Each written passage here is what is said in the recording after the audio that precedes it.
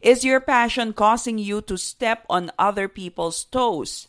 Has your passion made you believe na ikaw lang ang tama at ang opinyon ng iba ay mali?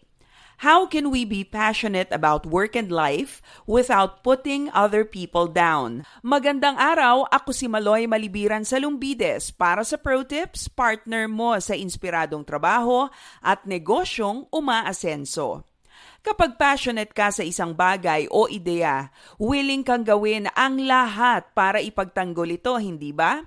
You will do anything and everything para mangyari ang gusto mo at pinaniniwalaan mo.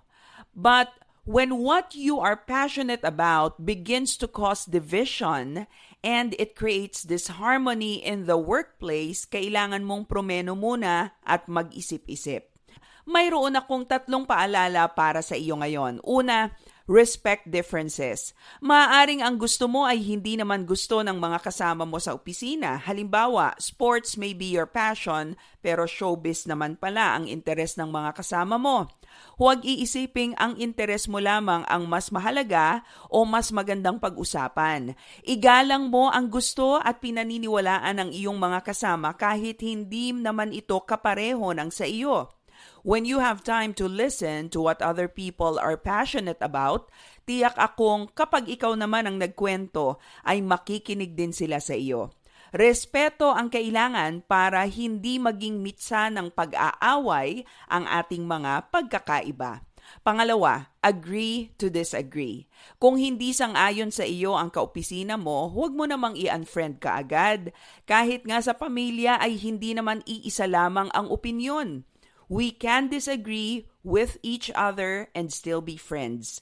Paalala lamang na kung hindi ka sang-ayon sa sinasabi ng kasama mo, maaari mo pa rin namang ipahayag ang iyong iniisip at pinaniniwalaan. You may have points of disagreement, pero hindi nangangahulugang dahil magkaiba kayo ng pananaw ay hindi na kayo pwedeng magsama sa trabaho. Mature people agree to disagree. At pangatlo, partner passion with politeness. Huwag nating isa-isang tabi ang kabutihang asal para lang maisulong natin ang gusto natin. What is the point of proving that your opinion is better than others when at the end of the day, wala nang gustong makipag-usap sa iyo o makatrabaho ka?